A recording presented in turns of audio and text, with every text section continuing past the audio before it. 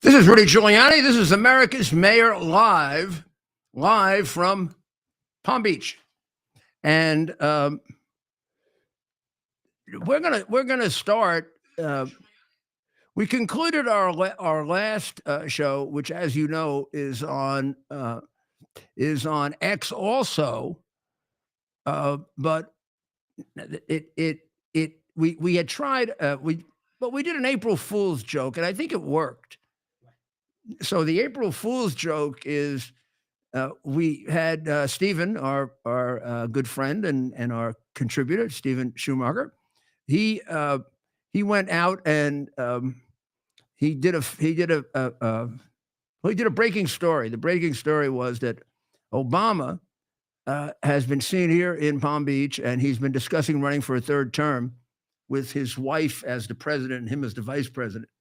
And that's as a reaction to the story that, is out that Trump was thinking about running for president again.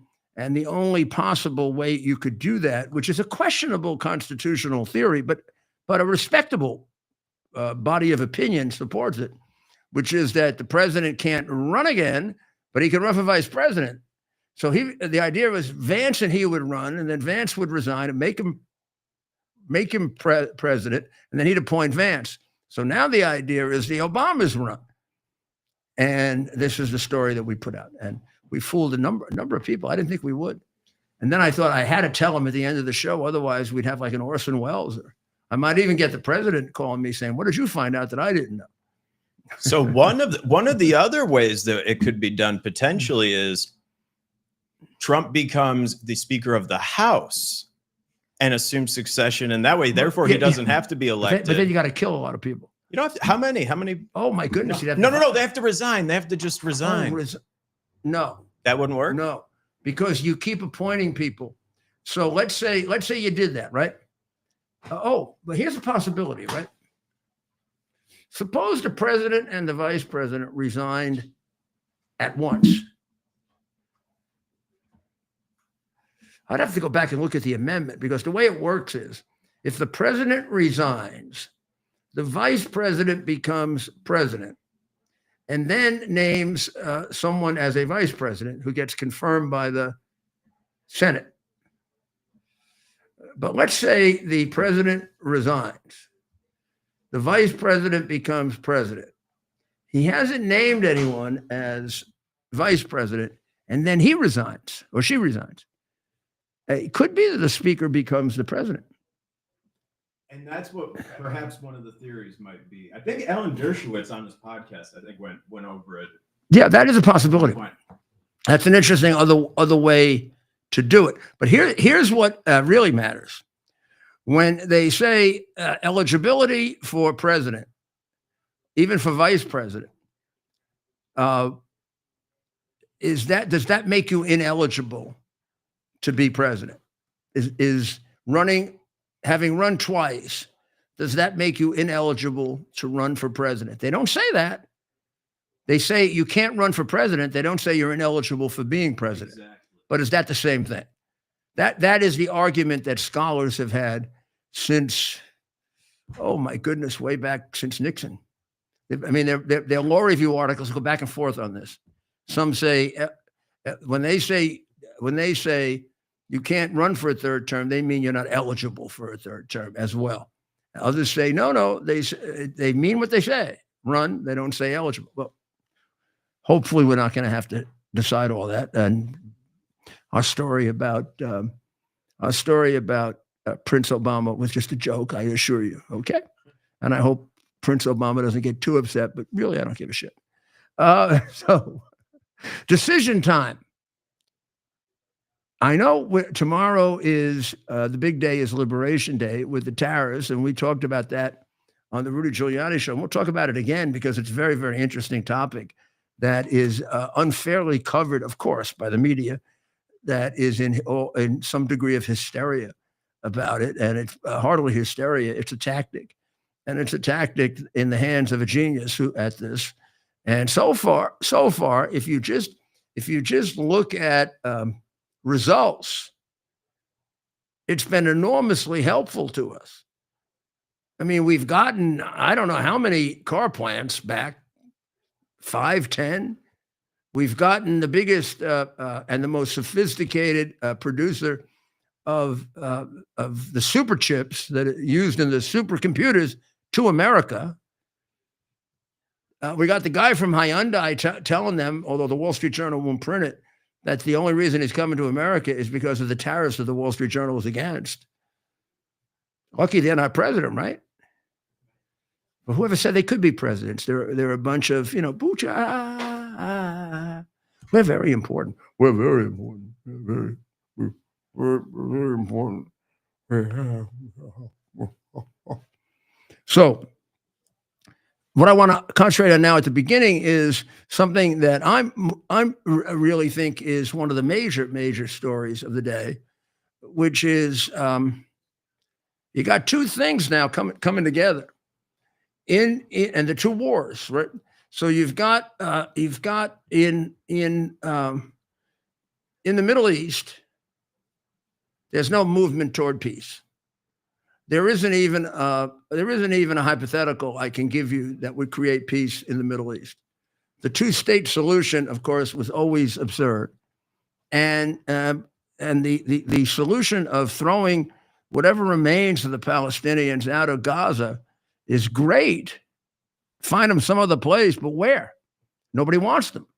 They have by their terrorist activity, largely ignored by the international media and engaging in euphemisms and propaganda and making forcing a reversal really of roles. I mean, clearly the Palestinians with the Palestinian Liberation Organization, Yasser Arafat's organization, Fatah, and Hamas, they're the oppressor.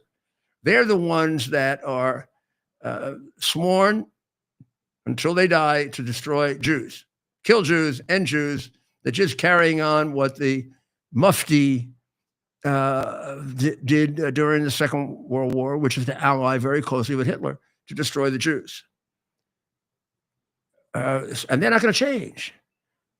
Going back to when whoever dreamed up this two-state solution, whether it was Baker in the Bush administration or Clinton in his administration, but Clinton certainly embraced it very, very strongly.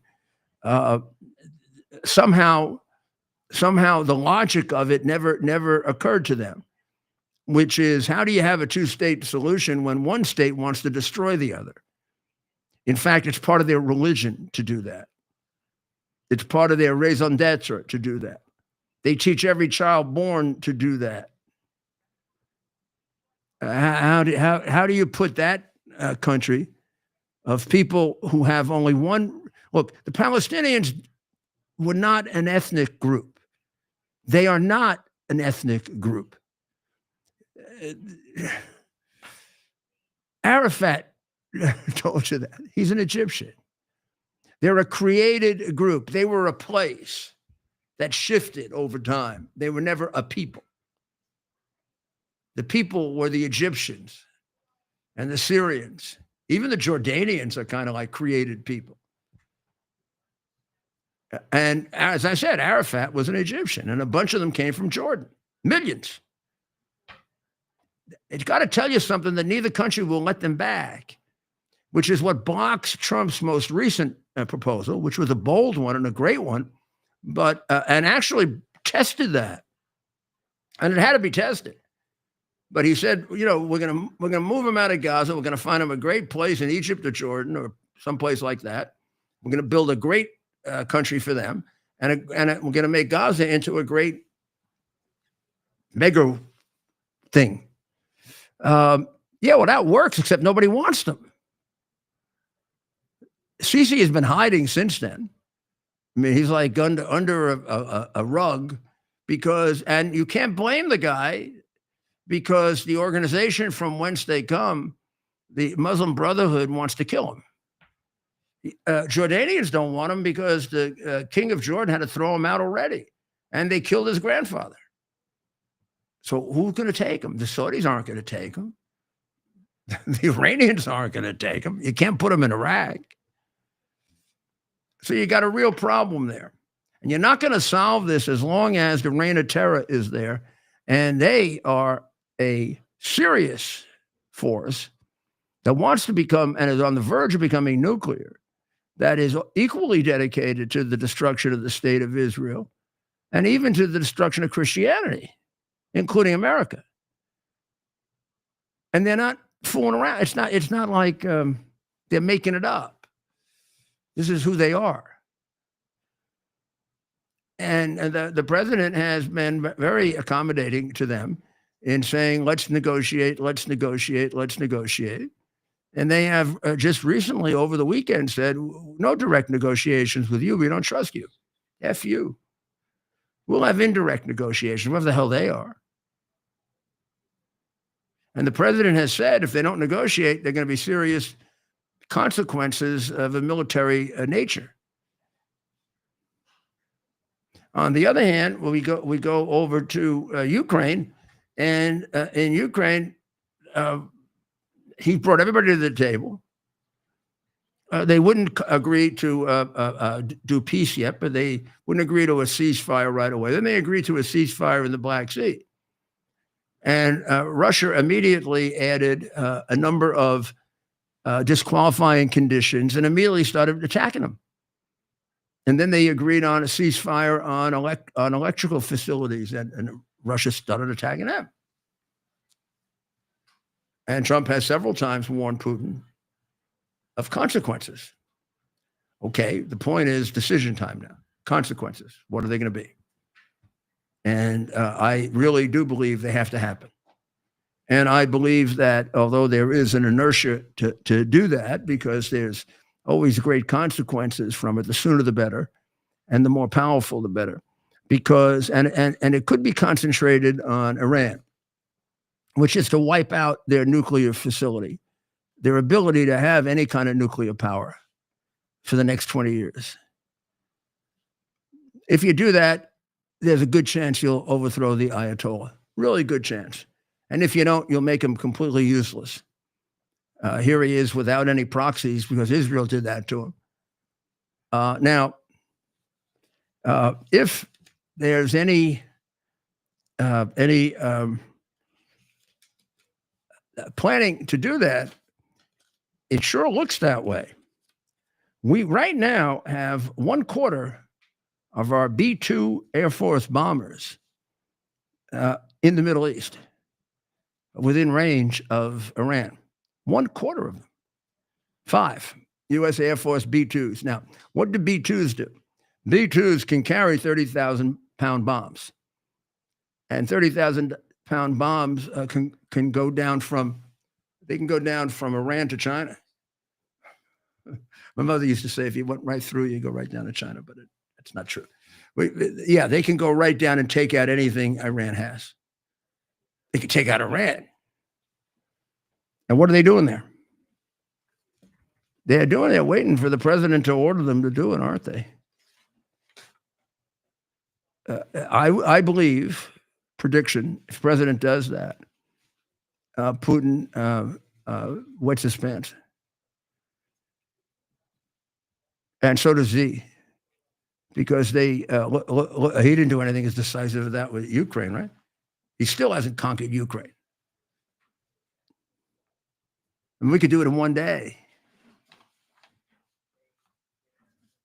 This is still the U.S., the most powerful, the most advanced, the most ingenious country in the world.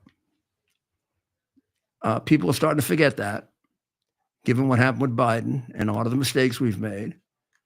And President Trump came in with the feeling that he would solve that. But you've got to prove it at some point. And it's time to do it. And at the same time, hit Russia with every sanction you have until they come to the bargaining table. Oh, and by the way, straighten out that little Zelensky too, who now is backing off the mineral agreement. They all got to be brought to the line. I'm going to tell you, you got to do minor things to get them, but the big thing you got to do is take out the Iranian nuclear facility. If you do that, believe me, Zelensky and Putin will say, yes, boss. Just a tip from somebody who worked for Ronald Reagan. There are two major well, there are three major races in two places right now. And two of them have been decided, I believe. In Florida's first congressional district, where it is important to hold on to the congressional seat of Matt Gaetz, Jimmy Patronis has won with a 3-point margin with 65. Well, they say I guess they declared him the winner yet? They have not. They have not yet declared him the winner, Mayor, but he is on track to win just based on where these votes are coming in. He's on track to win. 65% reported he's leading by 3 points. Well, the margin has just increased. We just got new polling data. Now he's at 52 to Gay's 55. No. Sorry, 52% to 46%. So that would okay. So it opened up. It opened up. That was our new. And where the remaining votes are, he's in a good. He's in a good place. Well, he was expected to not have a hard time. Now, the other one was not expected to lose, but he was expected. It was expected to be much closer than expected, and that was the one with Fine and Weil, and how Fine being Randy Fine being the Republican. Do we have anything on that? Randy Fine has been declared the winner. Well, that's interesting that he won it faster, because that was the one that was supposed to be closer.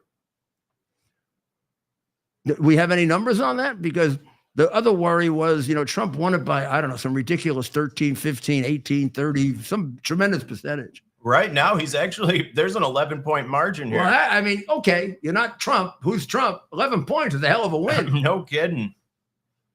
Well, it sounds like, gee, guys, Democrats, the whole Musk strategy maybe hasn't worked, but we'll find out in Wisconsin, won't we? Right. Oh, that's the big Musk. They're trying to beat a state Supreme Court. They're trying to win a state Supreme Court race by attacking Musk. Well, that's all they got. I mean, maybe the people will see through it and say, geez, we're not going to agree with a strategy that includes not only using him for political purposes, but also trying to kill him and kill people around him. Right. I mean, these people are animals. Right. We are now dealing with a Democratic Party that is each step along the way gets more and more evil. It was pretty much there when they tried to impeach him on false grounds, purchase testimony. You can't do much worse than that. That's when Bernie Kerik came to me and said, they've tried everything else. They're going to try to kill him. They're not going to do that. And Bernie said, do you think they're capable of it morally? I said, yeah, of course they are. You do what they did with Russian collusion and the hard drive, and yeah, you're capable of it. And look, now nobody has pointed it to them, but nobody has solved it either, have they? The FBI hasn't solved it yet. And what the hell they were doing investigating it when they've been trying to frame him for 5 years is amazing. So in the midst of all of this, three GOP congressmen, Don Bacon, from New York, Mike Lawler, who wants to be governor. To be governor, you have to have cojones. You can't be a wimpy little rhino sissy. And Brian Fitzpatrick are all complaining that Trump is being too pro-Russian. Why don't they keep their effing mouth shut? He's trying to solve a war, you jackasses, that you couldn't possibly have the capacity to do. I know he hasn't done it, but he's actually gotten them to talk to each other, which is a big step beyond Biden or the two of you, the three of you.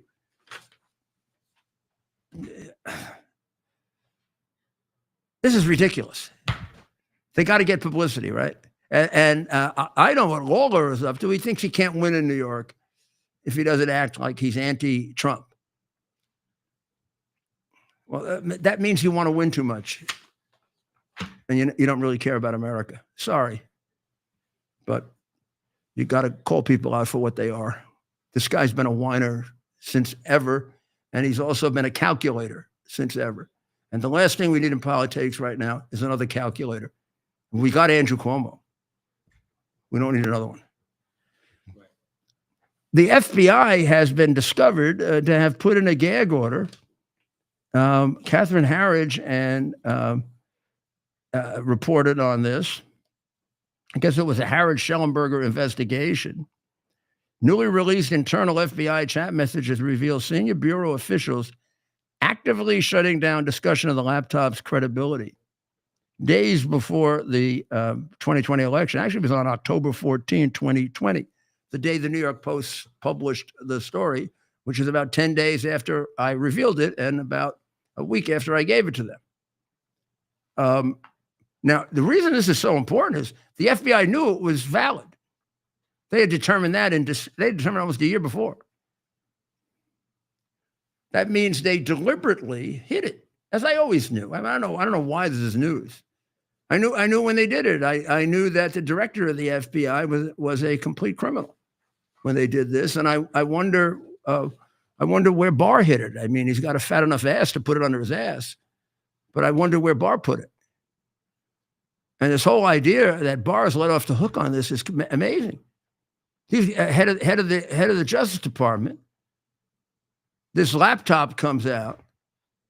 51 intelligence people completely lie about it. The FBI knows it's a lie. The FBI stops talking about it. The FBI talks about everything. I mean, I remember once when Mueller was the head of the FBI, he wouldn't give me some information that was classified. I said, well, it's ridiculous not to give it to me because I'll read it in the New York Times tomorrow.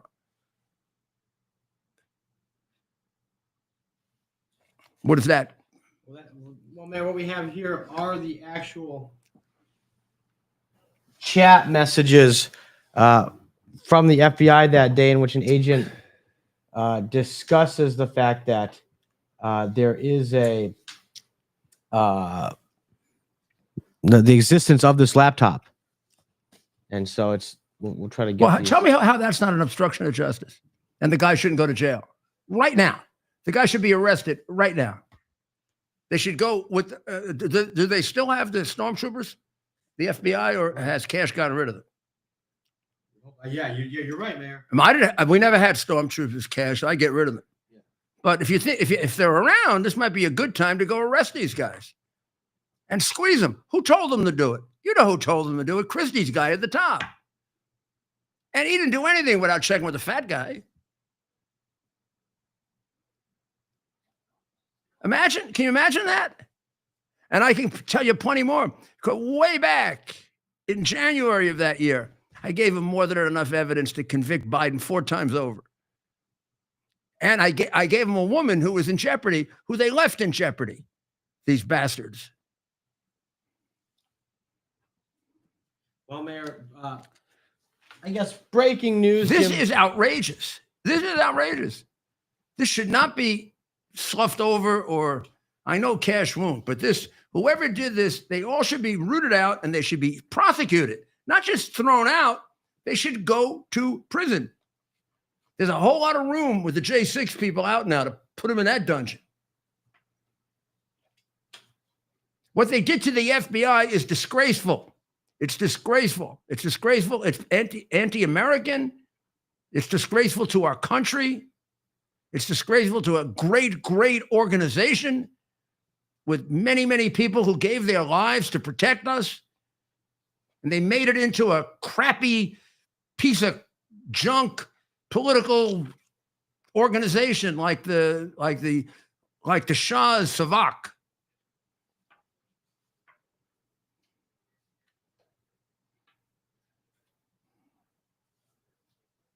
Close hold is what they put on it. Right. Close hold.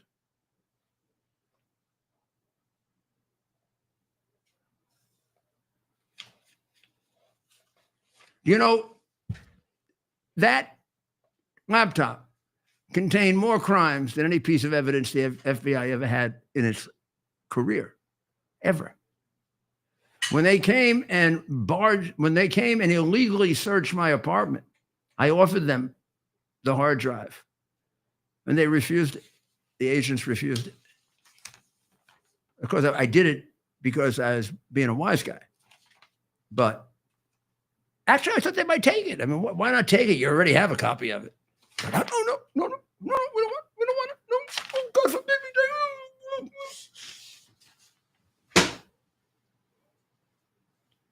Cash, it's time to see a few of these people in jail, pal. I know it takes a while. I'm getting over anxious, but it's time to see a few of these people in jail. This is jail stuff. This is obstruction of probably the most important investigation, one of the most important investigations in the history of America. This involves an American vice president, later to be president, taking money from our biggest enemy and selling us out. If you had the laptop, you'd have figured that out in advance, and he wouldn't have given up the Bagram Air Base, which now is in the hands of China, 400 miles from China, which Biden gave up. You want to tell me that wasn't in exchange for the money? Well, don't. Well, Mr. Z, who now is feeling his oats also, who would shut up in a minute if we would take out the Iranian nuclear facilities, is now blocking the Panama deal, which gives you an idea of why the deal really is being controlled by the Chinese communists. Because C.K. Hutchinson, which nominally ran it, but was under the control of Hong Kong, which is now under the control of the Chinese communist government, used to say, oh, no, wait, yeah, like hell you are. So now he's blocking it. And tomorrow is the day the agreement has to be signed.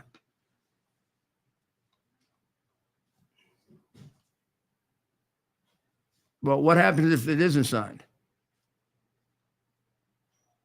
It has been described in the Chinese Communist newspaper, which is, like the New York Times is to the Democrat Party, as a betrayal of all Chinese people, giving up the canal that we built. China is going to be a betrayal of the Chinese people if they have to withdraw from the canal built by America. You see something a little distorted in that? We built this canal. It's in our hemisphere. We gave it to them. We didn't sell it to them. We gave it to them because we had a president who was a really nice man and had foggy brains. Carter wasn't just up to the job. Nice man, not up to the job. Wasn't up to the job even afterwards. You all think he was just terrific in what he did. What he did is sell out America. He sold out Israel. Well, this is supposed to be signed tomorrow. Does Xi Jinping have the power to stop it from being signed? Which kind of indicates that he controls the operation of two of the locks. I thought he didn't have control. We're going to find out tomorrow. But at least due to the work of the president and Marco Rubio, we fleshed these bums out. The president has selected as his first foreign trip Saudi Arabia.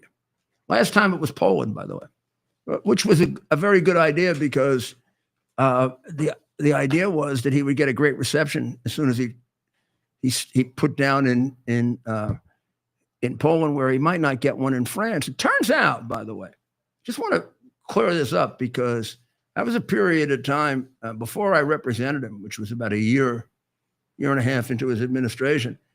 I must have traveled to 40 countries. You can't believe how popular he was, including in France. I had a usual cab driver in France. I would go there 4 or 5 times a year, and he would tell me and he was from Morocco, so he was Muslim, and he said, "I wish we had a president like him instead of I can't tell you what he called their president." I got that comment in about 40 or 50 different places in England all the time. Now look what they got. Oh my God. Poor England. And I love English history. Oh, please don't destroy England. I mean, aside from Israel, it was our greatest ally. And now you're putting people in jail for what they think. And you got this complete yo-yo as your prime minister. And you got a Muslim terrorist sympathizer as the mayor of London? The mayor of London? They never had a mayor of London until a few years ago. Maybe they shouldn't have had one. The mayor of London was an honorary position. There still is there are two mayors of London. One is the mayor elected, which is about a 30-year position, been there 30 years. And the other is the mayor of London, which is probably 800 years old. And he really is the head of Wall Street. It would be like if Wall Street had a mayor. He's the head of the financial community, and he's elected once a year. And he wears much better stuff than the mayor of London. He wears this beautiful thing with a great big thing like this. And he controls the financial district. He is not a terrorist sympathizer. The mayor of London, the little shit, is. The president is planning to visit Saudi Arabia. Great choice. I think it's a great choice. Because Saudi Arabia will be the key to bringing peace to the Middle East if you can get Iran off their back, if you can get the reign of terror off their back. I believe that the Crown Prince would be willing to take the risk of peace with Israel. And the risk is his street reacting against him. Because although it seems to me that Mohammed bin Salman wants to have peace with Israel, he also, has a population that's 80% against Israel. But at the same time, he's got right to the north of him an empire called the Islamic Republic of Iran, or the Reign of Terror. And if he makes the wrong move, not only will they be excited themselves, but they'll have the greatest sponsor of terrorism in the world right there to overcome the Shiite-Sunni division, like they did with Hamas, and maybe overthrow them.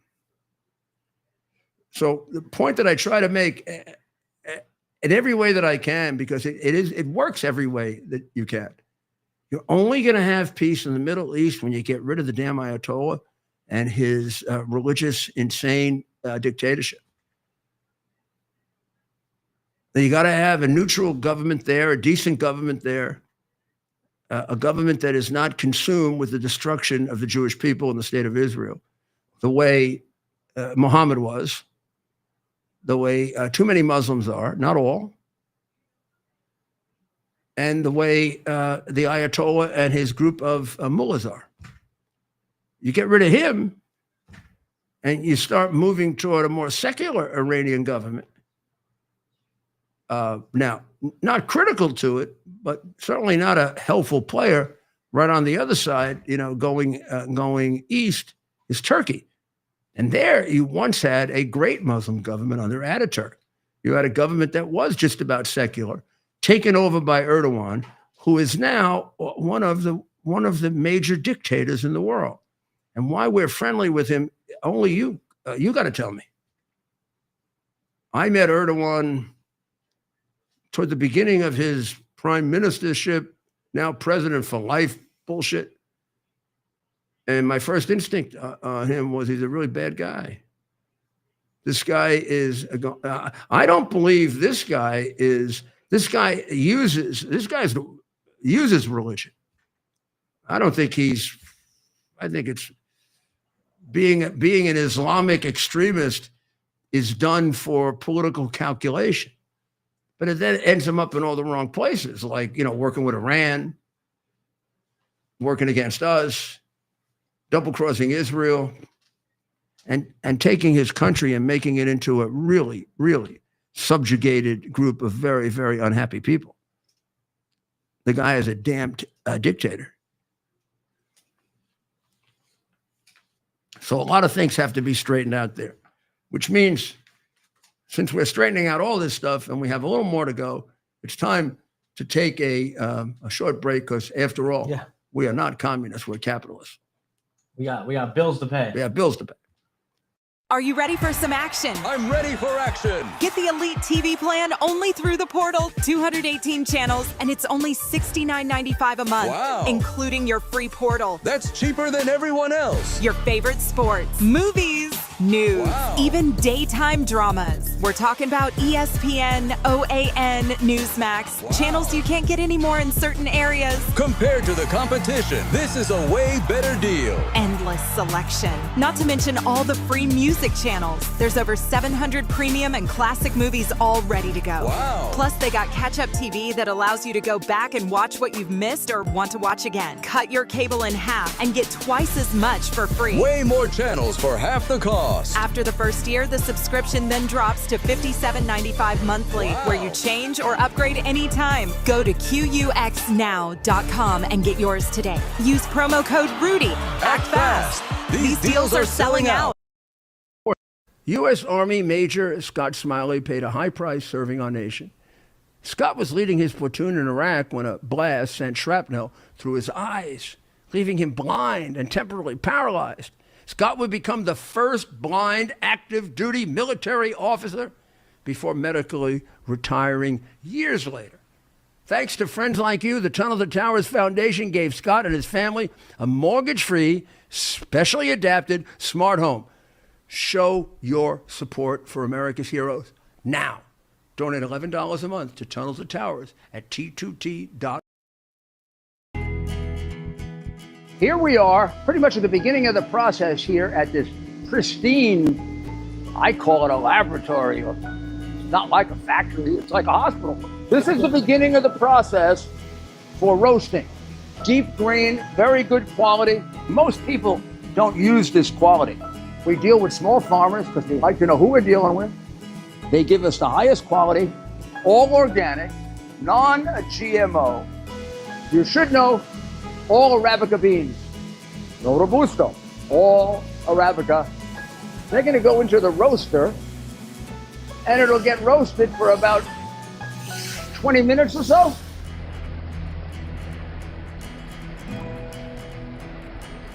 Oh my goodness, look at these. My goodness.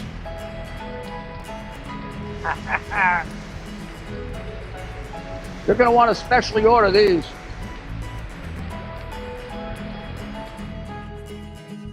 This is what goes into Rudy's coffee. And we're back. This is Rudy Giuliani, and we are back on America's Mayor Live. I know there are a lot of young Americans, if they are Americans, I don't know who they are. They could be illegals. They could be people paid by Soros.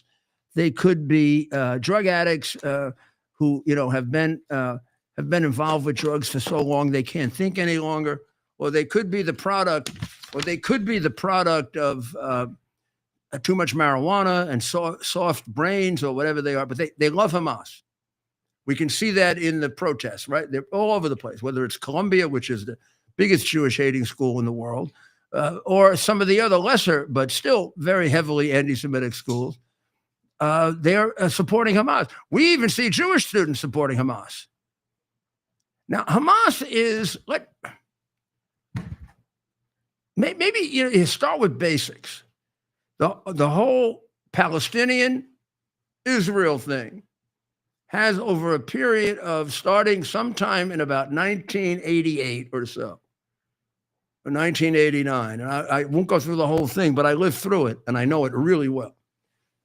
So Israel was a very admired state, right? It was the Jewish people had been subjected to a plan to eliminate them by Hitler, by the way, supported by the Grand Mufti of Jerusalem, who was the head of the Islamic religion at the time.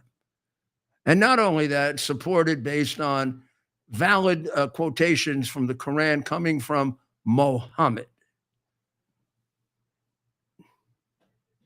Go ahead, put out all the fatwas you want. So,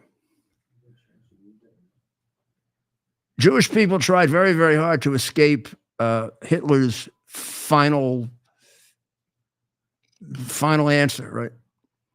And nobody would take them, including Roosevelt, who screwed them big time. The great Roosevelt, who is not the great Roosevelt, Franklin. Theodore is. Many, many problems that Franklin has given us that are unforgivable. But in any event, it was pretty much agreed by all humanitarians or even marginally decent people that the Jews needed their own homeland because this anti-Semitic hatred was almost inexplicably present for 2,000 years for no good reason. You couldn't even get to the bottom of it. If you try to get to the bottom of this, well, you're a great historian. And I get pretty close to the bottom of it. I'm not a great historian, just okay. So it was decided back in the century before the last one that there had to be a home for the Jewish people, a place where they could be safe. And over a period of time, with the efforts of the government of Great Britain, the League of Nations, eventually the United Nations and the United States, it was decided on there, hey, where would the Jews, where should the Jewish homeland be? The place that they said was their homeland for 2,000 years, Jerusalem, the place where they built their temple, and the place where on every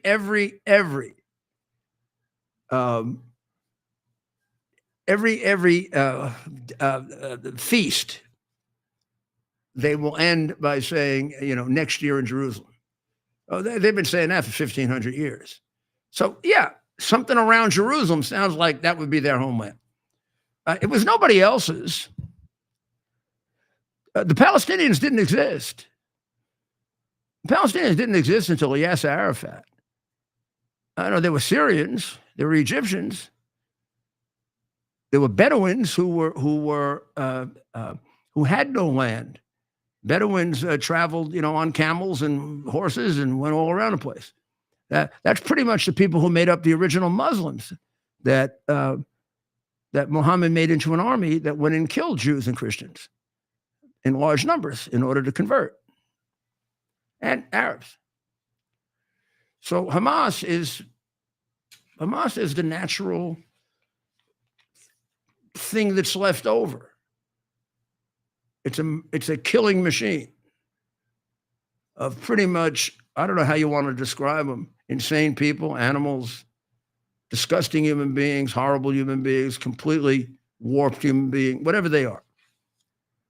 So a couple of days ago, we noted, I hope you remember, that there was really, for the first time in a very long time, a protest in Gaza against them.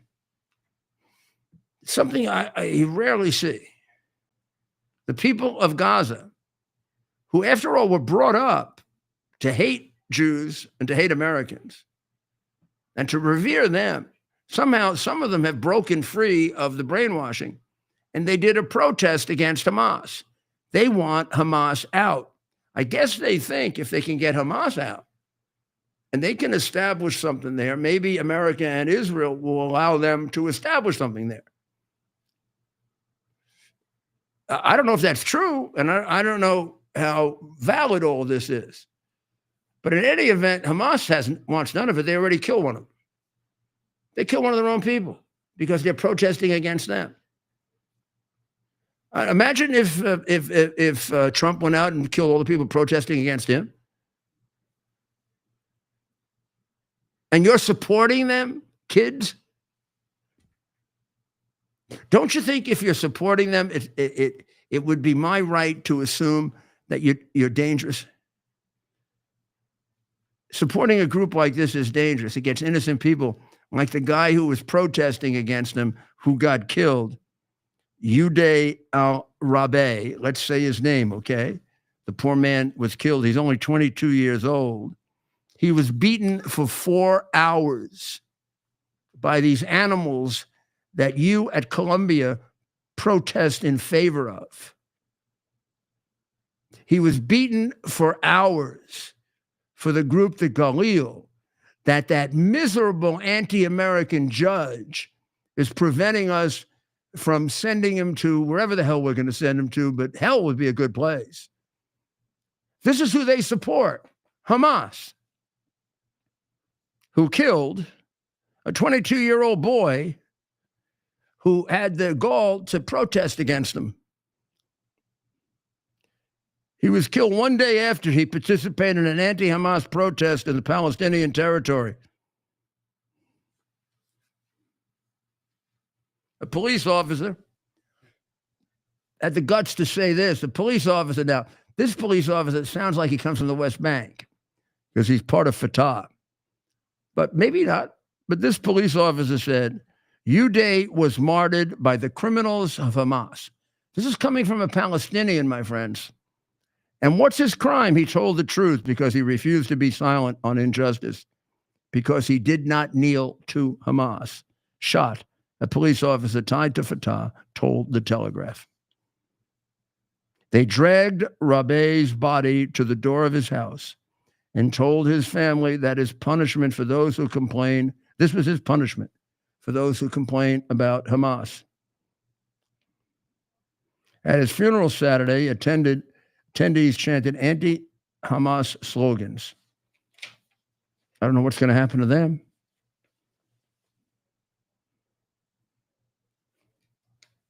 There are people who now say, but I do believe this comes out of London now, and I believe they're jumping the gun a little, but they do believe that a majority of people in Gaza wants an end to the war. Maybe, but the question is, are they going to live to do that? The president made an announcement that's very important, which is we're going to continue to keep bombing the Houthis until they stop bombing the Red Sea. I hope that also includes until they stop bombing Israel. But in any event, how about we just eliminate them? It's just we could stop trying to eliminate the Houthis if we go eliminate the Reign of Terror's nuclear facilities. You might notice that I'm rather insistent on that, because I know we're wasting our time and lives until we do. The Ayatollah is not going to negotiate. It'll be worse than trying to negotiate with Putin and Zelensky, who keep changing every day. Zelensky now wants to renegotiate the mineral agreement. I don't think he's going to get to renegotiate that. Zelensky, will you stop acting like what you are, the product of a bunch of crooked oligarchs? Israel has said, and this is interesting, I don't know exactly how they came to this idea that they want to occupy 25% of Gaza in the coming weeks to apply maximum pressure on Hamas. Look, their strategy so far has been brilliant.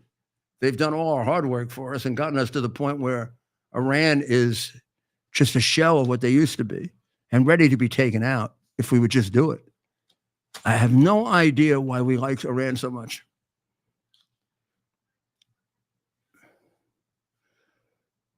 This, to me, is one of the most dangerous and shocking things that has happened, because it proves that this is part of the effort of the left wing to destroy democracy. Now, what do you think it is? It's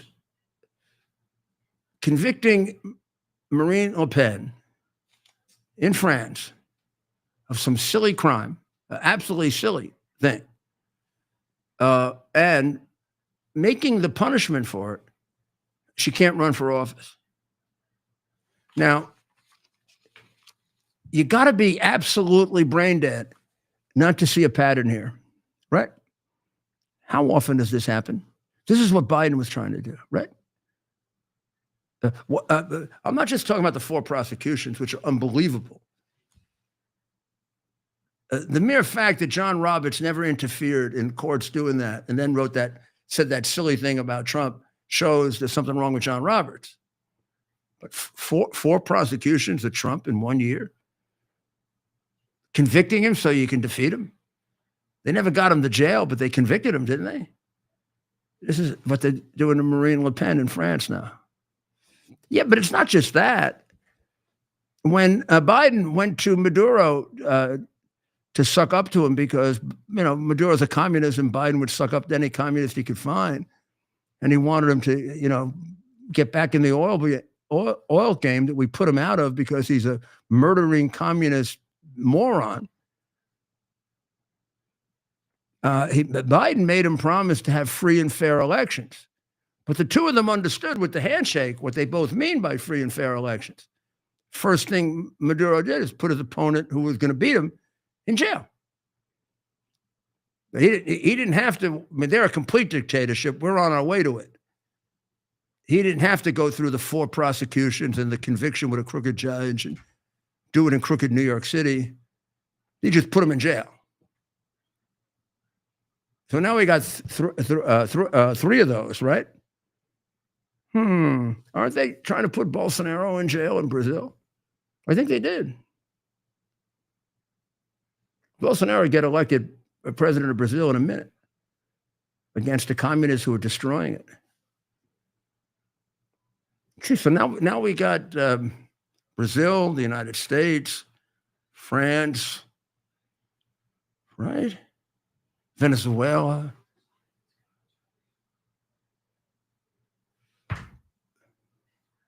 Think it's a pattern?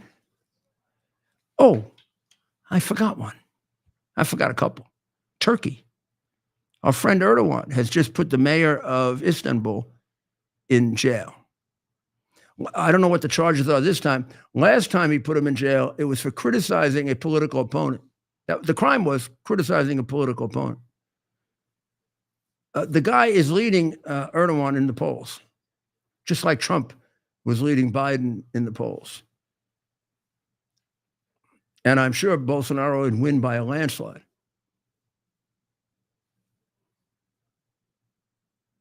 Oh, and by the way, Marine Le Pen was beating Macron's party. She went to jail. So why don't we just tell the truth? If you want to run for president in one of these dictatorships, communist dictatorships called America, called France, the leader is going to put you in jail, particularly if you get ahead. So don't get ahead. When the hell are we going to stop this? I mean, Vice President Vance made an absolutely brilliant speech at an absolutely perfect place, Munich, where the cowards of Europe gave away Europe to Hitler.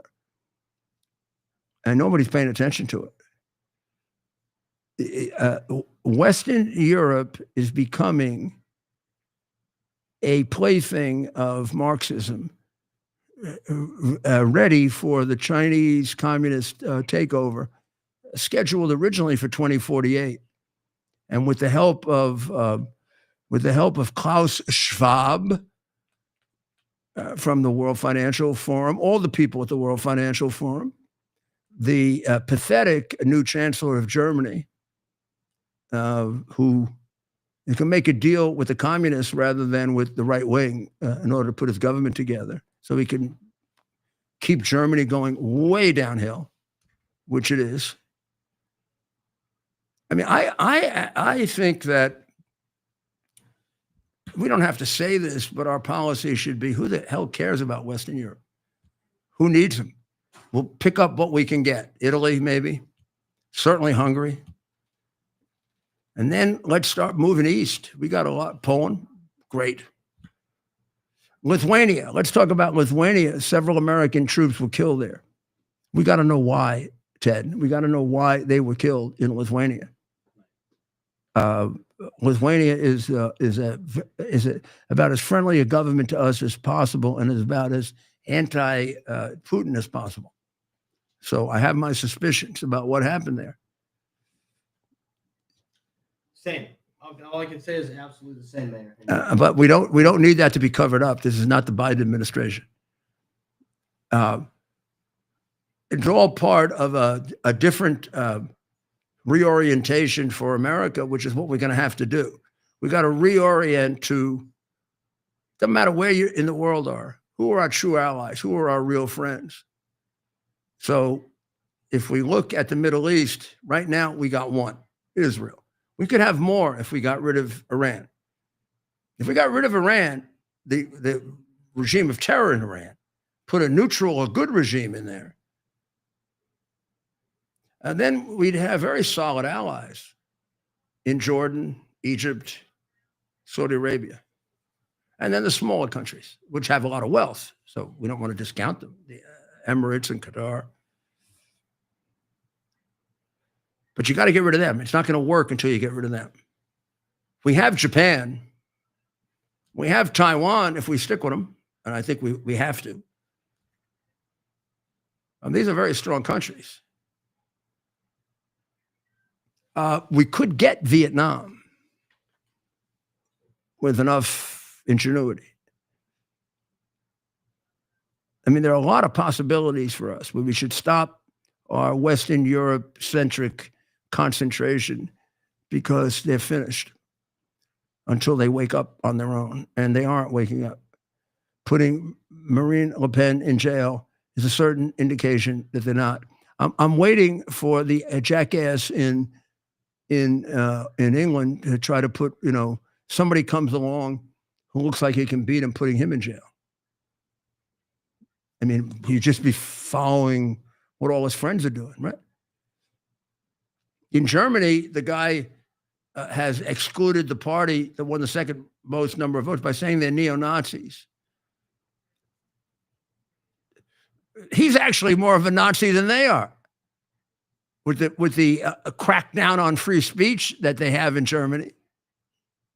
If they are neo-Nazis, there are a couple of people who don't represent the leadership of the party who are. The same thing with Marine Le Pen. The same thing in Italy, but at least in Italy, we have a conservative government, and that's a country we can count on and ally with. So a lot of changes going on. But the situation with what happened with Marie Le Pen is much more indicative of where Western Europe is going than just France. This is where it's going. It's going toward dictatorship with weak people like Macron, who will be totally taken over by the Klaus Schwabs and the One World people and eventually eaten up by Red China. Now, in Latin America, we've got some very good friends. I know we concentrate on the enemies, and we've got some bad ones, right? We've got Colombia that's fallen apart, which breaks my heart. I worked a lot in Colombia for a lot of years. I thought it really had proof. But you look at Colombia and Brazil, absolutely falling apart because of communism. But look at El Salvador. President of El Salvador, Bukele, I think is the right pronunciation, is taking all those prisoners. He's not just taking all those prisoners. He's ending crime in El Salvador. Ending crime. I had a meeting last night with my former head of security of my old company, John Huvane, and I asked him, am I right? I mean, that's what I see, because he works a lot in Dominican Republic now. And he said, absolutely. He said, it's night and day since we were there. This guy is for real. And the same thing as the Dominican Republic. The guy reveres Trump. Remember, he said, I'm sorry, I can't take all the Haitians that we've been taking. They commit too much crime. I got to think about my own people. I love the Haitians. I want to care for them and take care of them, but I got to take care of my own people. Gee, that sounds like a president. And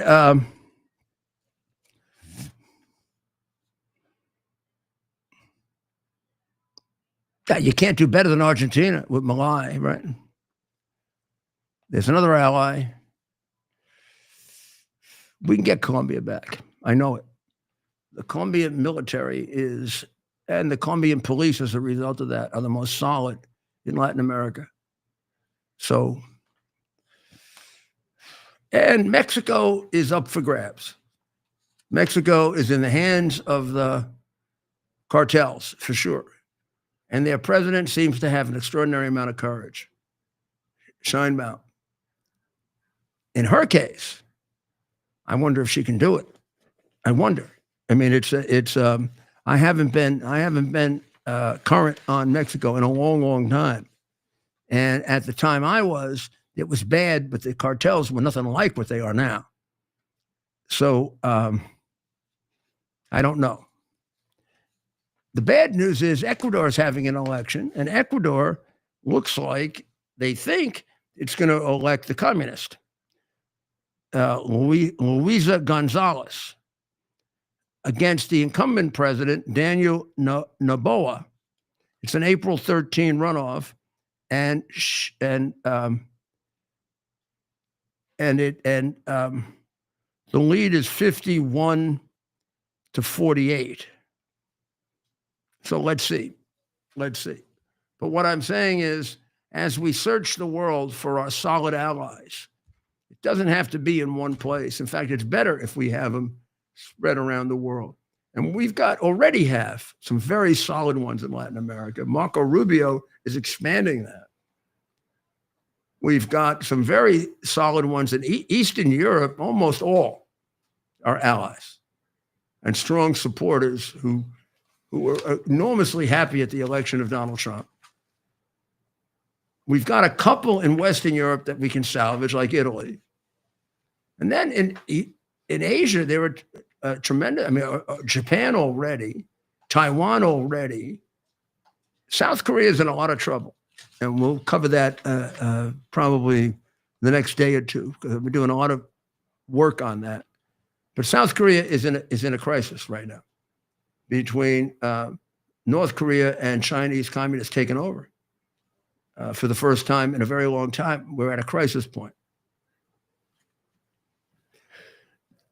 American universities are, I think, being handled brilliantly by the Trump administration. They're now going after Harvard. So Harvard, there's a review of, what we know about, they're reviewing the $9 billion federal grants and contracts for this year. But altogether, they have $255.6 million in current contracts and $8.7 billion in grants. And they're all being put under review. I think it's about anti-Semitism. But it could also be about sports. I don't know for sure. But it's all under review like Columbia was. And there were 50 colleges. Columbia was the first. This is now the second. So Columbia, I guess, took a little more time than people thought. But look, even if you're number 50 on that list, they're going to get to you. So maybe you should straighten yourself out before they do and become a college again, a place of learning rather than of brainwashing. Columbia, by the way, is losing applicants big time. They're becoming no choice or the last choice. And they're losing them even to NYU and Duke, not just the Ivy League schools.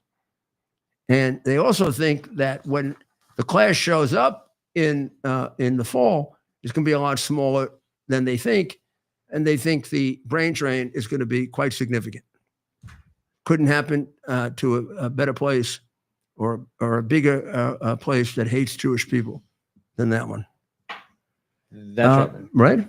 That's right, Mayor. And we just want to report that the polls have now closed in Wisconsin in the hotly contested Supreme Court race between Brad Schimmel and Suzanne Crawford.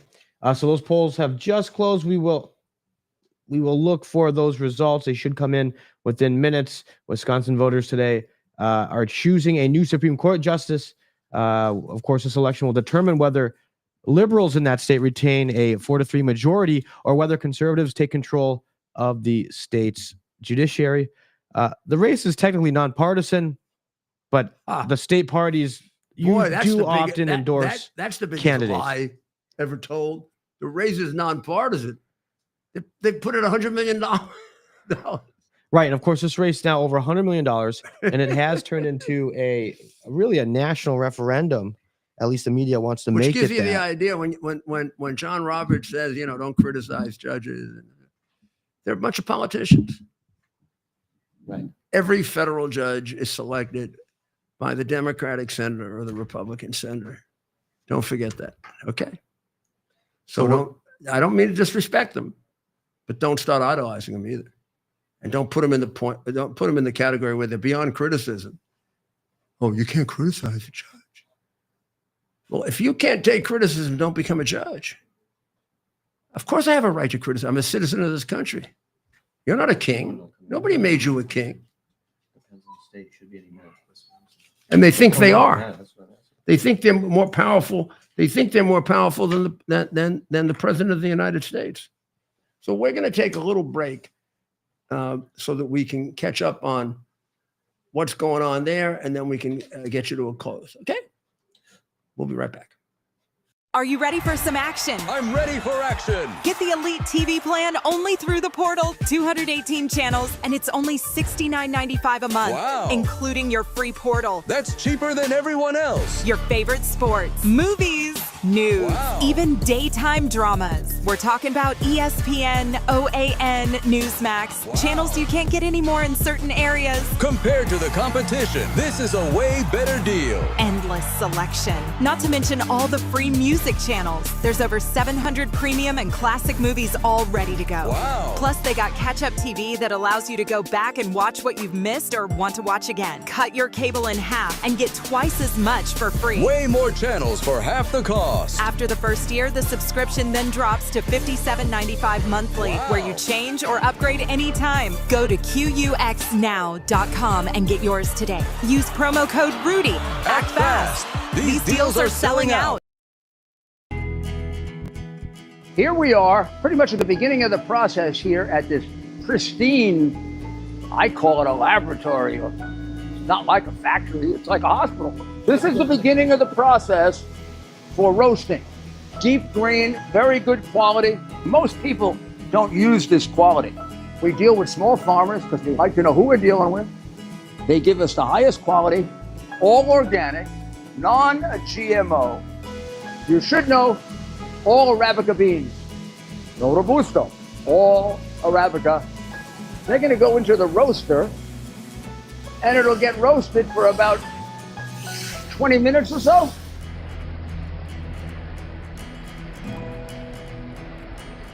Oh my goodness, look at these.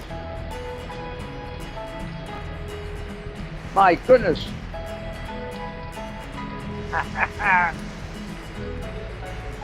You're going to want to specially order these.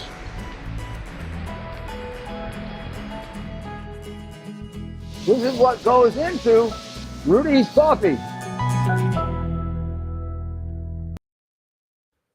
This is Rudy Giuliani back with you on America's Mayor Live. We're checking in with Wisconsin to see what's going on. But while we do, let me just remind you of a few things that we covered more on the first show than on this show. So I want to make sure you get this. Tomorrow's Liberation Day. And it wasn't today because today is April Fool's Day, which we had some fun with earlier. But Liberation Day means Tariff Day. And please don't get brainwashed by the likes of the Wall Street Journal, which is hysterical on the issue of tariffs and not logical. Right now, if I were to do a scorecard, we've gained more from this tariff strategy than we've lost, including all those business. I just want you to think about the interview with Politico, Trump's deadly enemy, and the CEO of Hyundai, And they asked him, why are you bringing all these factories to America? He said, because of the tariffs. What are you, stupid? Yeah, they are stupid. They don't run a company like Hyundai. They sit there with their stupid little pens and pencils and computers and they dream. And they couldn't run a government as complex as the United States or a business like Trump or any of the ones that Elon runs. Which is why it's a lot better they're running the country and these guys are just criticizing. Tariffs are not a religion. Tariffs are not inherently good or inherently bad. There's nothing evil about a tariff and nothing moral about a tariff. A tariff is a weapon, a device that you use to protect yourself in the international world when you need it. And you have to know how to use it wisely. You have to know to use it as a bargaining tool. You have to know when to use it and enforce it. You have to understand the long-term effect of it. And I would say the biggest problem that the president has right now is maybe, just maybe, we didn't educate the American people on the fact that there might be some short-term sacrifice you have to make, small, for what you really want. What you want is American independence. And by independence, I mean the ability to be in control of our own destiny so that when we get a pandemic, 95% of our medicine isn't coming from China. When we need energy, we have it, which he did for us already, miraculously, and Biden compromised it, and it's back again already. America shouldn't have to depend on anybody else for energy but ourselves. We've got more than enough energy for ourselves and about the rest of the world, except for the green nuts that we have, or crooks. So those tariffs are, they're being wielded and used by a guy who's a genius at this. I'm telling you. He's been onto this for 25 years. When he saw you people in Pennsylvania through energy losing jobs in your family, thousands and thousands of you that were impoverished by it and had to work your way out of it, or people in Michigan losing jobs because of the auto industry, or we can go all through the middle of the country, raped by other countries and weak American presidents, or worse than that. And this is our attempt now to try to fix it. It's not going to be pretty, and it's not going to happen, but it's going to happen, and quicker than you think. I'm not sure how much of a transition is going to be necessary. I think it's going to be less than I would predict for you, just to get you ready for it. But on the other end of it, this will be the most powerful country on earth, totally in control of its own destiny. Because we can't trust anyone else. We found that out. Look at what they're doing in France. They are taking away the number one candidate for president of France because they don't want her, because they want to keep power for the internationalists, for the people who are going to deliver us to Klaus Schwab and to the World Financial Forum, and eventually to Xi Jinping. They may not know that, but you and I know that because we're smarter than they are. And the one person that can stand in the way is Donald Trump and the legacy he creates. So this is a big day tomorrow. It is Liberation Day. It's being completely spun otherwise by a media that's been wrong consistently. Why you would trust them, I have no idea. Why the market would react to them, I have no idea. Have they been wrong about everything for 5 years, 6 years? They've been wrong about everything for a lot longer than that, but we can prove it for 5 years.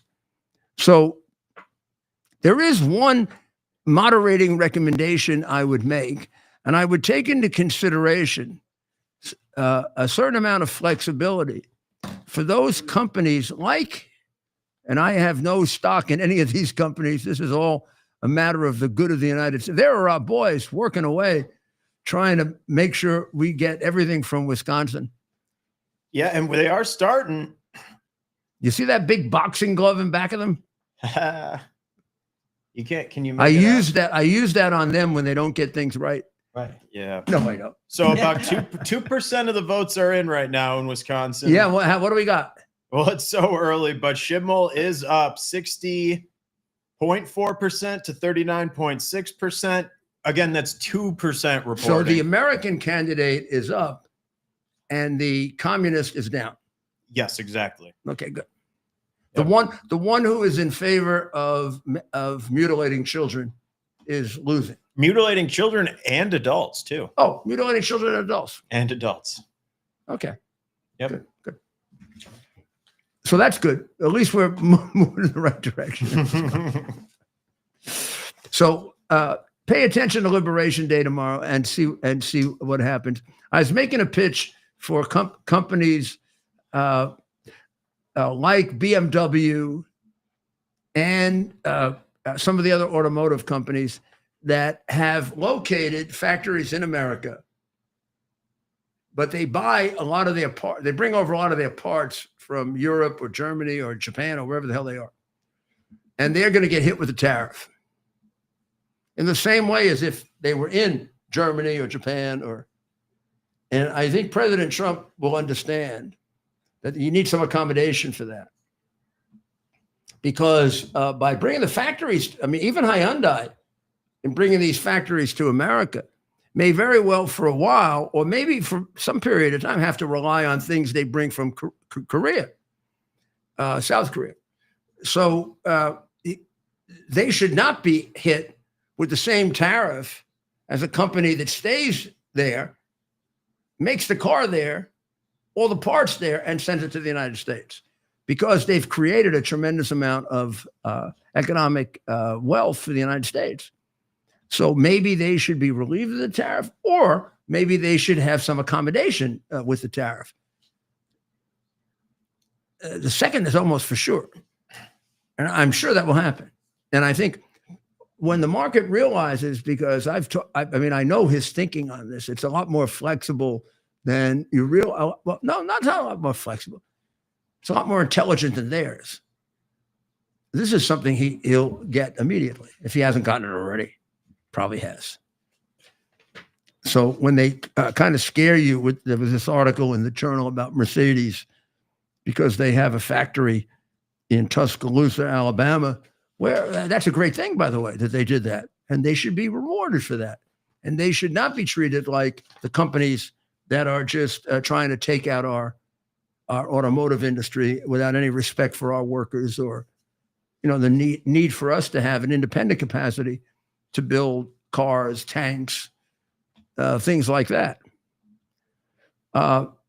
It's time for a massive crackdown on the anti-Tesla terrorists. And that's what they are. Cut out this, what's that woman's name? She's so disgusting. I can't think of her. Jasmine Crockett. No, the other one, the one who looks, I shouldn't say it. Maxine J. Waters. Powell, probably, the one who's doing the resistance labs.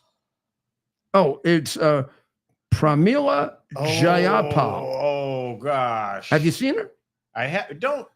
Let's not. Okay, all right. Let's not what. Let's focus on the fact she's scary looking. She is, but on the substance, she is also terribly misplaced. Well, she's training people in nonviolence, but it's not working. Every single one of these has turned into a fire, a bombing, a killing. And not only that, CNN has reported this has been going on for months. These attacks on Tesla people, violent attacks on Tesla people. So all the garbage about this is nonviolent. It's just absolutely crazy. Fire after fire after fire, Molotov cocktails, shooting people, destroying their cars, putting Nazi symbols on their cars. These are innocent people. These people have nothing to do with Musk or Trump. This is terrorism at its worst. It's domestic terrorism. It's exactly what the Biden people accuse Roman Catholics of in going to Roman Catholic masses.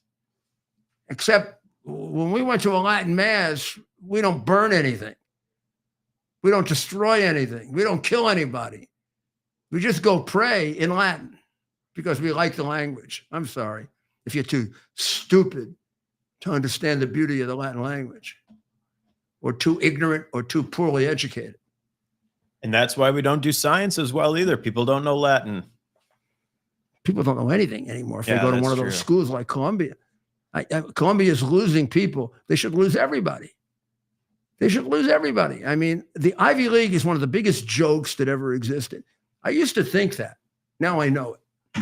You know, Tim Walz's daughter is actually boycotting grad school because she says that they are too hard on the protesters. Communist Tim? Yeah. Chinese Communist Tim? Or I don't know if have we already got to The that? guy supported by the Red Chinese government that nobody, even the conservative press, would reveal during the election. The guy who went to China 30 times to teach, and nobody, even the conservative media, would point out that that's a sure sign that he's working for the Chinese Communist government. Nobody would even ask him.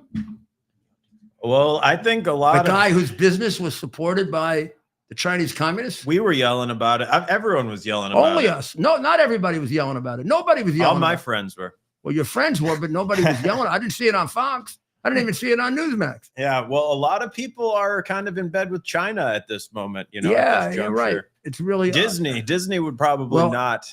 It could say be our that. downfall. Yeah. Well, the Tesla violence has just got to stop. Cash, you got to come up with a task force that,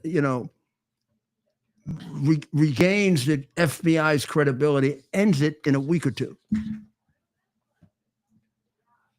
Ends it in a week or two. Work with the state and locals. Everybody who shows up, just assume it's going to be violence and put them away. Because it is going to be violence.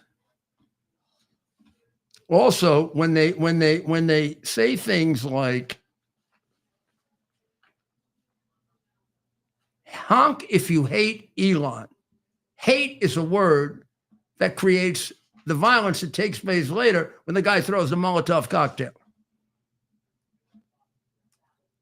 Elon is a Nazi. No, he's not. And if you call somebody a Nazi, you're going to create violence. Right. I mean, because if somebody is led to believe that there's a literal Nazi, It's gone too running far. our government, It's gone too far. Too many innocent people for no reason are going to be killed if we let this go any further. Because somebody is driving a Tesla car, he's got to get bombed. He might not even know what the political views are of any of these. He just wants a Tesla car. You crazy green assholes talked him into the fact that he should have an electric car. I don't have an electric car. I wouldn't get an electric car. I don't want to stop every half hour and put electric in my car. I'm sorry. I bought the idea that Trump had that you can't have electric tanks because you have to stop a war in the middle and recharge them. I like gasoline. I'm sorry. Right. They go real fast. They go a long time. They're tried. They're true. They've been around a long time. But these poor people who bought the electric cars, they're probably on your side. They're like crazy little greenies like you are, and you're killing them. I'm sorry, Elon. I wouldn't touch an electric car. I might get, who knows? I Just want to give could get electrocuted. just a quick update on the Supreme Court race, Mayor. With 7% reporting, the Democrat Suzanne Crawford has taken a slight lead over Brad Schimmel, 50.25% to 49.75%. That's very upsetting. Sorry to be the bearer of bad news. And Well, if she in this wins, case, I hope you won't it'll be shoot the It'll messenger. be a disaster. Well, illegal aliens, 17 more have been sent to El Salvador. And the guy that they said was sent to, El Salvador before, who was the father from Maryland, is actually an MS-13 vicious criminal who is from El Salvador illegally, not from Maryland. The intelligence on it is substantial. It's been reviewed. And when you deport criminals like this, you're not just necessarily deporting people who've been arrested or convicted. You're deporting them based on intelligence. That's why we have intelligence. Like you get intelligence, you're going to be bombed and you act on it. You get intelligence, you got a spy, you throw them out. But we have intelligence of unbelievable nature that this man is a major leader in MS-13, and he has no right to be here. So why do we take the risk? We throw the bum out. Sorry. That's how you protect your people. That's how you don't have Lake and Riley's happening. That's how you end up with 130,000 people coming over the border last March and 7,000 this March. Which do you prefer to keep your daughter safe? So the 17 more sent to El Salvador were MS-13. Vicious, chop heads of children off.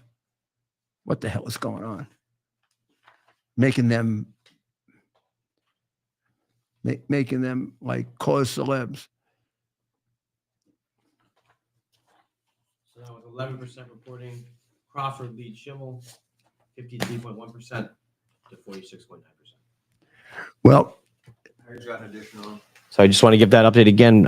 Crawford now leads Schimmel. We have 12% reporting. Sorry, we're trying to keep up with the Chirons, but with 12% reporting, Crawford leads Schimmel 52.6% to 47.4%. well, It's a very tight race, Mayor. but how much report? 12%. Okay. 12%. And it really does depend where these numbers are coming Is in. there any knowledge of that? We have any knowledge of that? No, right? We do.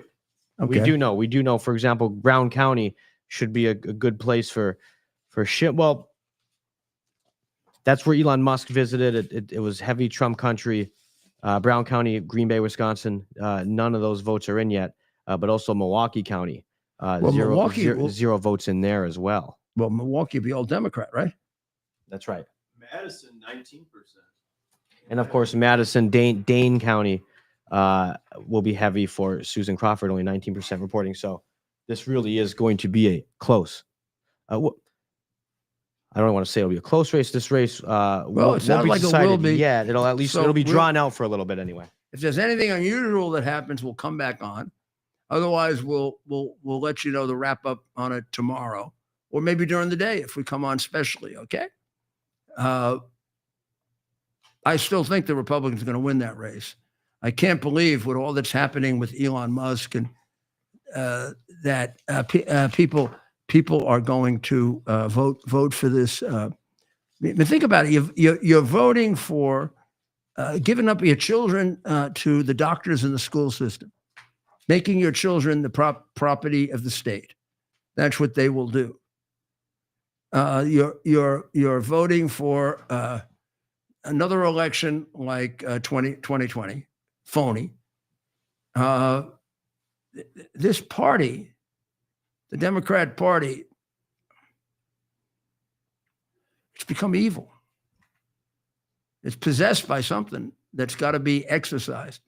Maybe it's possessed by being the party of slavery, and it's come back to take them all over. I don't know. But when you look at the fact that none of them stand up for anything, I mean, Schumer won't stand up for Israel. You realize there's something very, very evil going on in this political party. When you realize that they're for men in women's sports, they're for men going into ladies' rooms, they're for children being completely, their sex being changed without the consent of their parents. Tampon Tim is a big advocate of that. They don't pay attention to the fact that Tampon Tim went 30 times to China to teach there. His business was supported by China. You can't teach in China unless you teach communism. I'm sorry. Or they'll kill you. There would be no Tampon Tim. He wouldn't be able to put on that phony smile. He'd have been killed a long time ago. He's a complete operative, as it appears, because no one's ever answered this. And no one's had the guts to even ask him. The Democratic Party is a disgrace. It should be done away with. They should start a new American party that's to the left of the Republican Party. That'd be perfectly fine. We need corrections. We can't be all right. And if we're left in control for too long, we'll get like they do. Power corrupts and absolute power corrupts. Absolutely. Our founding fathers understood that.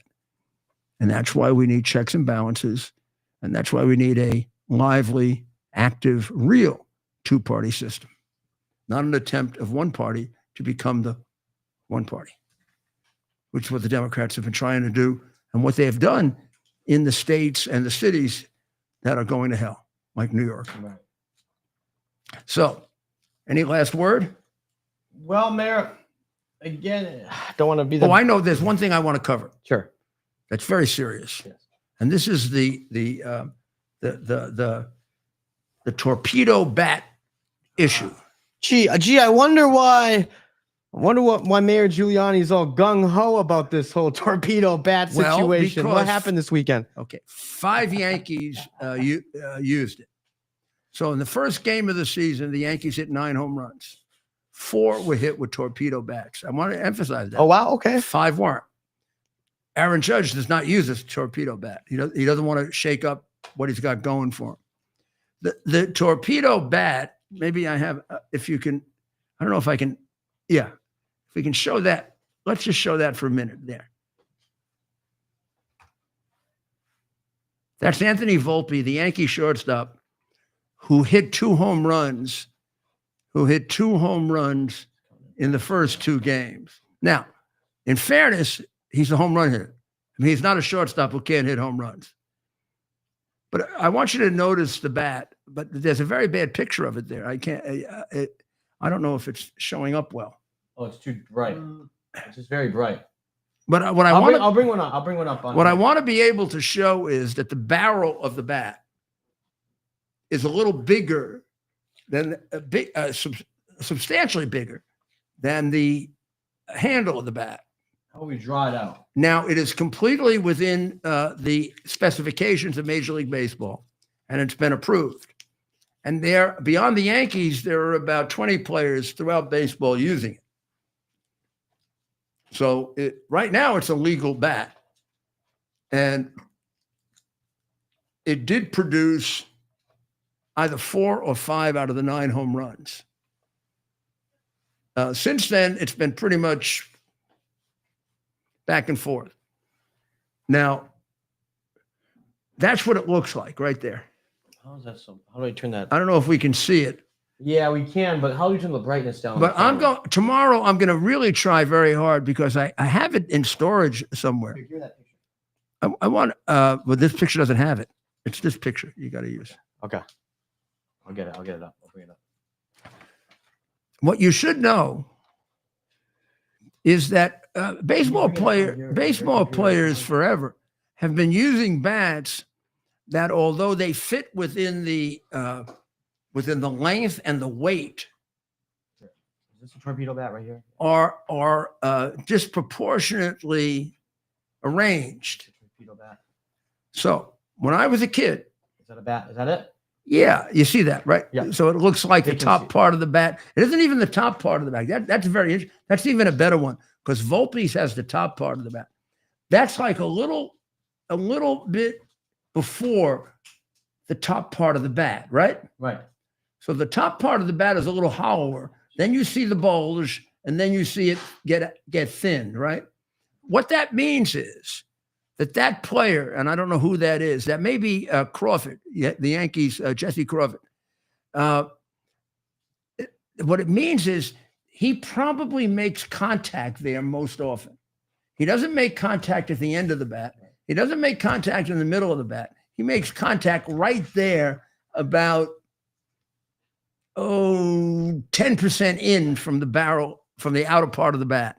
So they made it bigger. However, the whole bat, when you weigh it, is the same weight. Right.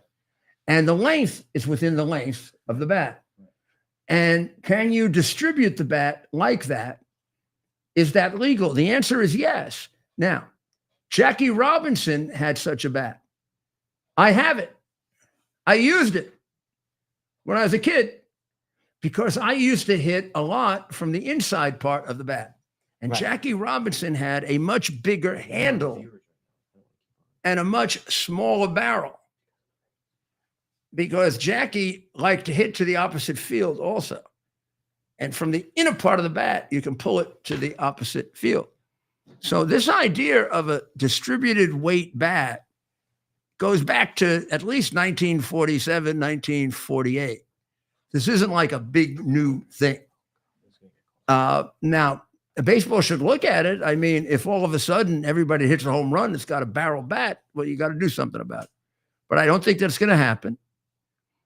If a hitter like Jackie Robinson or maybe Crawford or maybe Volpe or whatever is smart enough to know exactly where he makes contact most often, it's going to help him. And so far in the history of baseball, that's never been prohibited. I don't know why it would be. So it's a very interesting proposition. But nobody has remembered that Jackie Robinson had a bat that was distributed much more toward the barrel of the bat. I used to call it looked like a milk bottle. Now, he didn't always use that bat throughout his career. There are 3 or 4 other Jackie Robinson models, but this was the classic one. And I have it. I just got to go find it. We got to see that. That's fascinating. And I you're used right, it no one's talked about that. like Jackie Robinson. I certainly wasn't Jackie Robinson, but like Jack, I didn't always use it. I used it more as a kid than I did as I got older. But because I like to hit to the opposite field, I liked to be able to hit on the inside of the bat sometimes. Does it kind of remind you of a bowling pin? That's what some Yeah. people are saying. And, well, this does. But remember, it isn't necessarily, they configure them differently. It looks like Volpe's bat is bulged at the very end. Right. But it looks like Crawford's bat is bulged like here, and then I think he probably hits in here. Can you have a grip on them? Can you put a grip on the bat? There are limitations as to what you can do. You can use tar. You can use a certain amount of tar on it, but not too much. Remember the tar paper incident with George Brett? Well, we'll go back to that tomorrow. We'll tell you about that. There's a limit. You can use something to make the bat grip better. But you got to be careful how much. That's like in table tennis. The paddle material is also heavily regulated with So we'll be back tomorrow night. We'll have the results of Wisconsin by then. Florida is gone, I think, Republican, as we imagined it would. So the House, in that sense, is better off. And tomorrow we'll see what happens on Liberation Day, and we're getting close to something being done about the regime of terror. And let's see what it is. Those big giant bombers there give me a lot of hope that we're going to finally take care of them. Well, Mayor, we want to give one last update before we go. With about a third of the vote in the state of Wisconsin, the Democrat Susan Crawford now has I would call it a almost 20-point lead over Brad Schimmel. Now, again, we want to look parts at haven't come in. The rural, we want to look at where. So for Brad, it's going to be tough. That's not happy news to leave you with, but let's hope it turns around and it'll be different. Everyone got in their warm trucks up north. They drove to the polls. We're waiting for Brown County, right? The only county that hasn't come in at all that we're hoping. But the problem is the margin's so wide at this point. If you look at northern Wisconsin, a lot of these counties, Mayor, not a lot of people. So they haven't reported yet, but again, we're not going to get high numbers. The biggest place Brad Schimmel's hopeful for here will be Brown County. Of course, that's Green Bay, Wisconsin, home of your classic Reagan Democrat. Unfortunately, the margin may be so wide at this point. It may be tough for Mr. Schimmel, for Brad to catch up. So as we leave you here, it's like 28 points, right? Yeah, it's 35% reporting. Crawford with a 17-point lead. That's 58 to 41%. But again, still a large number of votes to come out. And we're watching Brown County. And then, of course, for those that are going to watch, those other political junkies out there, watch Dane County. That's Madison. Oh, losers. Milwaukee County. That's of course, Milwaukee. And then the collar counties outside Milwaukee, including Waukesha County. That's kind of your higher income suburb. Should be good for Schimmel. But again, the margins aren't great enough, right? Even the Republican areas of Wisconsin, right, are plus a few, but it may be tough. No one's calling it yet. We don't want to get ahead of the AP, although I believe the mayor, myself, Stephen, we could probably call this before the AP and their team, but we will. We can leave. Ted, we can leave the people with some good news. So they are voting on a ballot measure about whether to require photo identification for voting, and now they already do. But every state has their own little quirks. But that seems to be, overwhelmingly supported in Wisconsin, 59% to 40 at this point. Yeah. Well, but we'll see how that goes too. I mean, who knows? That is good news, Stephen. The concern, of course, is that we've had such a big push for Brad Schimmel, and this will at least, depending on how things turn out, we're far from over, Mayor, right? A lot of votes still to come in. The real bad news is this woman sits on the court for the next 10 years, and she's a complete wacko. And they draw the districts like a complete wacko. Salamanders. Complete wacko who wants to make us a Marxist state. Simple as that. And if they won it, we really got duped. We really got overwhelmed. It shouldn't have happened. But let's hope it doesn't. We're just going to hang on. It looks pretty tough right now. And it really is cause for some real re-examination, because we can't lose these. This is losing America. You're not losing an election. You're losing American values. You're losing American democracy. You're losing decency. These people are not just normal American political operatives. These people are trying to destroy who and what we are. Well, with that, we're going to ask you to pray for the people of Israel and the people of Ukraine and the people of Iran. We ask you to pray for the people of Wisconsin and the people of America. We need some prayers right now. So we've won 2 out of 3, but this is a big one. So let's hope. Stay tuned on X. We'll do live updates. Even if we're not on the air, we'll post about it. We will. God bless America. It's our purpose to bring to bear the principle of common sense and rational discussion to the issues of our day. America was created at a time of great turmoil, tremendous disagreements, anger, hatred. There was a book written in 1776 that guided much of the discipline of thinking that brought to us the discovery of our freedoms, of our God-given freedoms. It was Thomas Paine's Common Sense, written in 1776, one of the first American bestsellers, in which Thomas Paine explained, by rational principles, the reason why these small colonies felt the necessity to separate from the Kingdom of Great Britain and the King of England. He explained their inherent desire for liberty, for freedom, freedom of religion, freedom of speech, the ability to select the people who govern them. And he explained it in ways that were understandable to all the people, not just the elite. Because the desire for freedom is universal. The desire for freedom adheres in the human mind, and it is part of the human soul.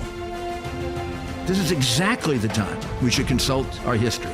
Look at what we've done in the past and see if we can't use it to help us now. We understand that our founders created the greatest country in the history of the world, the greatest democracy, the freest country, a country that has taken more people out of poverty than any country ever.